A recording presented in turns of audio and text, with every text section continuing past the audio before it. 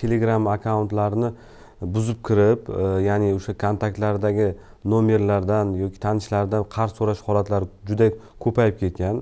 Asosan bu jinoyatlar qanday sodir bo'lyapti desak, masalan, biror bir tanishini rasmini olyapti, profildagi rasmini olib turib, firibgarlar o'ziga saqlayapti va u yerda post yaratyapti. Ya'ni eng yaxshi xodimga ovoz bering, голосуйте за наших сотрудников degan har xil turdagi postlarni yasab, u yerda silka bosish, ya'ni yoqtirma tugmasi bo'lyapti va yoqtirma tugmasiga bosgandan so'ng firibgar ishonchli qurilmalar degan qismida, Telegramdagi ishonchli qurilmalar qismiga ulanib olib, ma'lum vaqt o'tgandan keyin fuqaroni o'zini chiqarib yuborib, 2 bosqichli parol qo'yib, fuqaroni kirishini cheklab qo'ymoqda.